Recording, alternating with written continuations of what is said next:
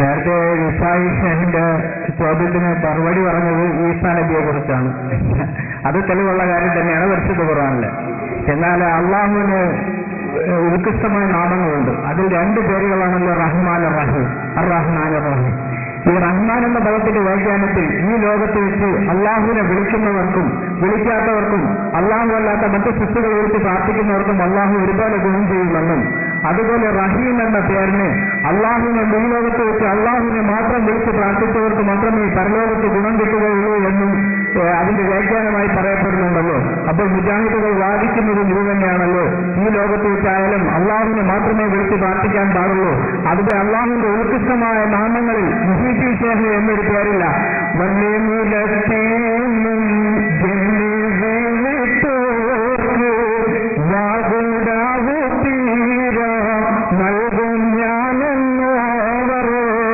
എവിടെ നിന്ന് ലോകത്തിന്റെ ഏത് ഭാഗത്തു നിന്ന് മുഹീദ്ദീൻ ഷേഖിനെ വിളിച്ചാലും മുഹീദ്ദീൻ ഷേഖ് വിളിയേക്കുമെന്നും, അങ്ങനെ മുഹീദ്ദീൻ ഷേഖിനെ വിളിച്ചാലും കാര്യം നടത്തുന്ന അള്ളാഹുവാണ്. സർവ്വസൃഷ്ടികൾക്കും കാര്യം നടത്തി കൊടുക്കുന്ന അള്ളാഹുവാണ്. അപ്പോൾ അള്ളാഹു അല്ലാത്തവർ വിളിച്ചതിന്റെ പേരിൽ നാളെ പരലോകത്തെ ശിക്ഷ അനുഭവിക്കേണ്ടി വരില്ലേ? അള്ളാഹുവിനെ മാത്രം വിളിച്ച് പ്രാർത്ഥിക്കുന്നതല്ലേ ഉത്തമം? അതല്ലേ റഹീം എന്ന പേരിന്റെ വിവക്ഷ. പരലോകത്ത് അള്ളാഹു സുബ്ഹാനഹു വ തആല അള്ളാഹു അല്ലാത്ത സൃഷ്ടികളെ വിളിച്ചതിന്റെ പേരിൽ അള്ളാഹു സുബ്ഹാനഹു വ തആല നാളെ സ്വർഗത്തിൽ നിന്ന് പുറത്താക്കപ്പെടുന്നവരുടെ കൂട്ടത്തിൽ നമ്മൾ അകപ്പെട്ടു പോകരുത് എന്നുള്ള ആ സ്നേഹത്തിന്റെ അടിസ്ഥാനത്തിലും ഞാൻ ഈ ചോദ്യം ചോദിക്കുന്നത്. ഈ ചോദ്യത്തിന് മറുപടി വരണം. മറുപടി വളരെ കൃത്യമായി അളന്നു കുറിച്ച് ഞാൻ പറയാൻ പോവുകയാണ്. വളരെ ശ്രദ്ധിക്കണമെന്ന് എനിക്ക് പറയാനുള്ളൂ. ഒന്നാമത്തെ കാര്യം, നമ്മളെല്ലാവരും കൂടി സ്വർഗത്തിന് നരകത്തിക്കാവുമെന്നുള്ള ബേജാറ് കൊണ്ടാണ് അദ്ദേഹത്തിന് ഈ ഉപദേശം നൽകുന്നത് എന്നാണ് അദ്ദേഹം പറയുന്നത്. ആ കാര്യത്തിൽ നിങ്ങൾ ബേജാറാകണമെന്നില്ല. ഞങ്ങൾ ഇൻഷാ അല്ലാഹ് നരകത്തിലല്ല സ്വർഗത്തിലായിരിക്കും. അല്ലാഹു മാറാവട്ടെ. മുജാഹിദുകൾ നരകത്തിൽ പോകുന്നത് നിങ്ങൾ ശ്രദ്ധിച്ചാൽ മതി എന്നാണ് എനിക്ക് ആദ്യം അത് പറയാനുള്ളത്. കാരണം എന്തുകൊണ്ടാണ് ഇത് പറയുന്നത്? അല്ലാഹ് റഹ്മാൻ റഹീം എന്ന് പറഞ്ഞാൽ അള്ളാഹുവിനെ മാത്രം വിളിച്ചു പ്രാർത്ഥിക്കുന്നത് എന്നൊക്കെയാണ് അർത്ഥം പറഞ്ഞത്. പണ്ഡിതന്മാരൊക്കെ പറഞ്ഞ അർത്ഥം ഈ ലോകത്ത് വഴിപ്പെട്ടവർക്കും വഴിപ്പെടാത്തവർക്കും ഗുണം ചെയ്യുന്നവൻ റഹ്മാൻ, റഹീം എന്ന് പറഞ്ഞാൽ ഈ ലോകത്ത് വഴിപ്പെട്ടവർക്കും ഗുണം ചെയ്യുന്നവൻ എന്നാണ്. അങ്ങനെയാണ് അദ്ദേഹത്തിന്റെ ചോദ്യം. അപ്പൊ അള്ളാഹു അല്ല, അള്ളാഹുവിനെ മാത്രമേ വിളിച്ചു പ്രാർത്ഥിക്കാവൂ എന്ന് ഖുർആൻ പഠിപ്പിക്കുന്നു. അള്ളാഹുവിന്റെ ഗുണവിശേഷണങ്ങളെ കൊണ്ട് പ്രാർത്ഥിക്കാം എന്നും പറയുന്നു. അങ്ങനെയുള്ള പ്രാർത്ഥനയിൽ മുഹീദ്ദീൻ ഷേഖ് എന്നൊരു പേരുണ്ടോ എന്നാണ് ചോദ്യം. മറുപടി പറയുന്നതിന് മുമ്പ് സാധാരണക്കാരായ ആളുകളെ അദ്ദേഹം പുകമറ സൃഷ്ടിച്ച ഒരു പദപ്രയോഗത്തെ ഒന്ന് വിശദീകരിക്കേണ്ടതുണ്ട്. എന്താണ്? അള്ളാഹു അല്ലാത്തവരോട് വിളിച്ചു പ്രാർത്ഥിക്കുക എന്നാണ് പറഞ്ഞ പദം. നിങ്ങൾ കേട്ടു. അത് മുജാഹിദിന്റെ എക്കാലത്തെയുമുള്ള തുരുപ്പ് സീറ്റാണ്. ഈ പദം ഇല്ലായിരുന്നുവെങ്കിൽ മുജാഹിദ് കേരളത്തിൽ ഇല്ലാതെയാകും യാതൊരു സംശയവുമില്ല. എന്താണ് അവർക്കുള്ള ദുരുദ്ദേശം? വിളിച്ചു പ്രാർത്ഥന എന്ന് സാധാരണഗതിയിൽ നമ്മൾ പറയാറുള്ളത് എന്താണ്? അള്ളാഹുവിനോട് ദുആ ചെയ്യുന്നതിനെ കുറിച്ചാണ് പ്രാർത്ഥന എന്ന് പറയാറുള്ളത് നമ്മളൊക്കെ, അല്ലേ? നമ്മളെ പരിപാടി തുടങ്ങാൻ പ്രാർത്ഥന തുടങ്ങാൻ പോവാണ് അൽ ഫാത്തിഹ. ഇങ്ങനെ പറയാനുള്ളത് ഈ ഫാത്തിഹ വിളിക്കും അല്ലാഹുമ്മ അല്ലാഹുമ്മ അല്ലാഹുവേ. ഇനി നമ്മൾ പ്രാർത്ഥിക്കുകയാണ്, അങ്ങനെ പറയാറുള്ളത്. എന്താണ്? ആരോടാ പ്രാർത്ഥിക്കണം? അല്ലാഹുവിനോട്. ഇതിനെ കുറിച്ചാണ് സാധാരണഗതിയിൽ പ്രാർത്ഥന എന്ന് നമ്മൾ പറയാറുള്ളത്. ഒരു വസ്തുതയാണ്, സാധാരണഗതിയിലുള്ള പ്രയോഗമാണ് ഞാൻ പറയുന്നത്.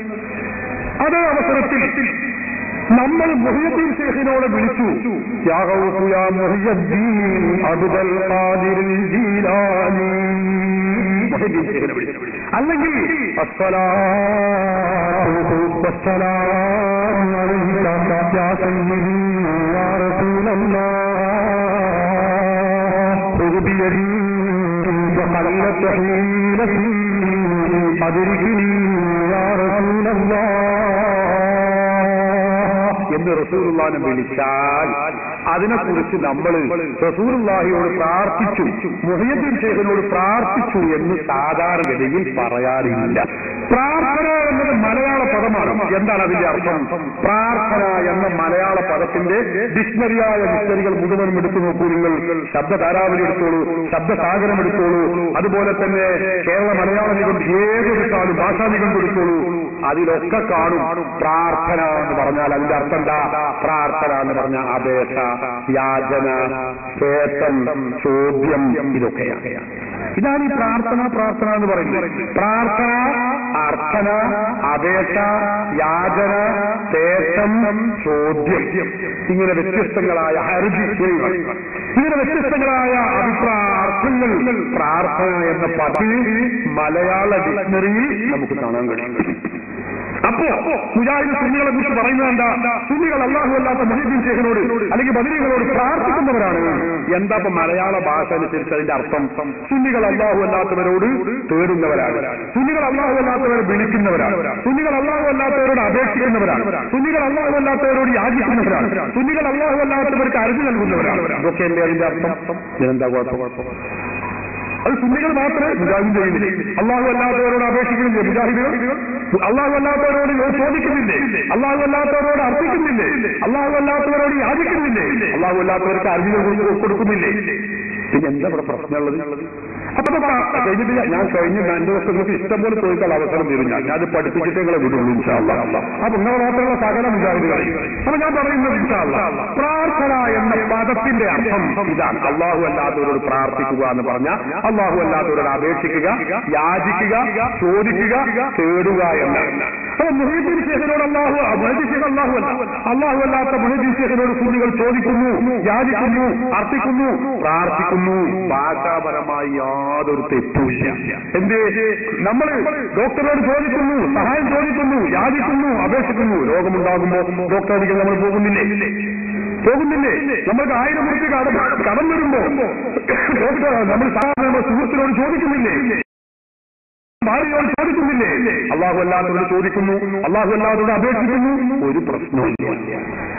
അതേ അവസരത്തിൽ അർത്ഥന അല്ലെങ്കിൽ പ്രാർത്ഥന എന്ന് പേര് പറഞ്ഞതുകൊണ്ട് മാത്രം ആ ചോദ്യം, ആ തേട്ടം, ആ അപേക്ഷ, ആ യാചന, ആ ഹർജി, ആ പ്രാർത്ഥന, ആ അർത്ഥന അത് ശിർക്കാവുകയില്ല.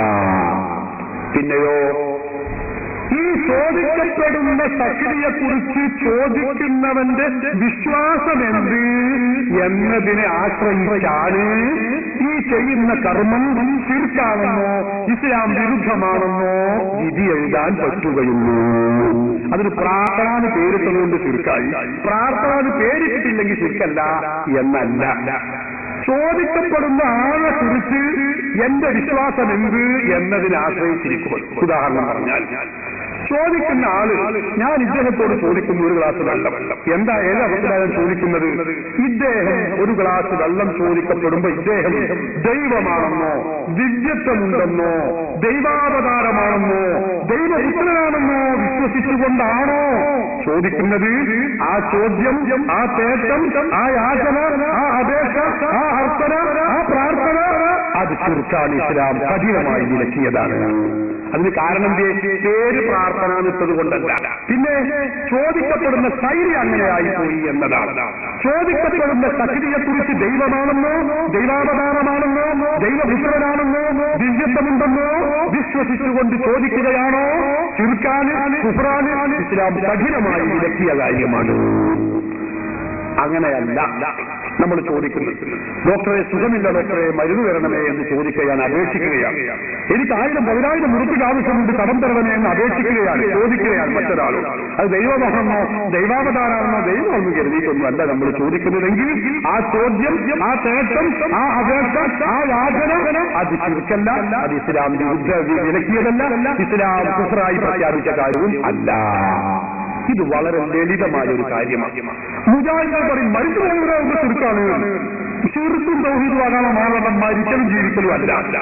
ഒരു കഥയില്ല ഈ മുജാഹിദുകൾ. എന്താ ചെയ്യുക? ഒരു അന്തമില്ല. അങ്ങനെയാണെങ്കിൽ ഞാൻ ചോദിക്കട്ടെ, മാതാ അമൃതാനന്ദമയ്യെ വിളിക്കുന്ന അവരുടെ ഭക്തന്മാരില്ലേ ഇവിടെ? അവർ വിളിക്കുന്നത് എങ്ങനെയാണ്? ജീവിച്ചിരിക്കുന്ന മാതാ അമൃതാനന്ദമയ്യെ വിളിക്കുന്നത് എങ്ങനെയാണ്? അവര് ആ മാതാ അമൃതാനന്ദമയി ദൈവമാണ് എന്ന് വിശ്വസിച്ചുകൊണ്ടാണ്.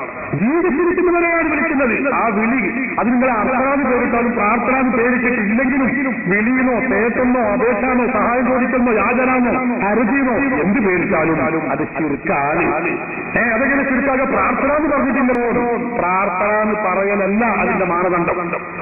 എങ്ങനെ മാതാപിതാക്കളുമായോട് ചോദിച്ച ശിർക്കായ?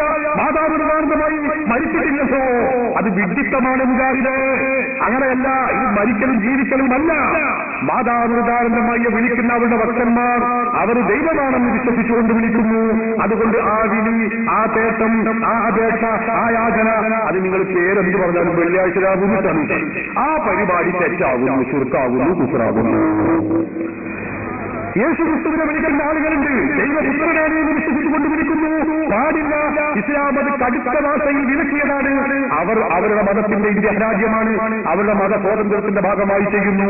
പക്ഷെ ഇസ്ലാമിന്റെ ഭാഷയിൽ കടുത്ത ശിർക്കാണ്, കുഫ്റാണ്, പാടില്ലാത്ത കാര്യമാണ്. എന്താ കാരണം? ദൈവപുത്രനാണ്, ദിവ്യത്വം കൽപ്പിച്ചുകൊണ്ടാണ് അവർ വിളിക്കുന്നത്. അതുകൊണ്ട് അത് തെറ്റാണ്, ശിർക്കാണ്. ഡോക്ടറോട് നമ്മൾ ചോദിക്കുന്നതോ ദിവ്യത്വം കൽപ്പിച്ചുകൊണ്ടുള്ള ഡോക്ടർ ദൈവമാണെന്ന് കരുതിക്കൊണ്ടല്ല, അള്ളാഹു നൽകിയ കഴിവുകൊണ്ട് ഡോക്ടർ സഹായിക്കുമെന്ന് കരുതിക്കൊണ്ടാണ് ഡോക്ടറോട് ചോദിക്കുന്നത്. നമ്മൾ റസൂലുള്ളാഹി സ്വല്ലല്ലാഹു അലൈഹി വസല്ലം തങ്ങളെ വിളിക്കുന്നത് എങ്ങനെയാണ്?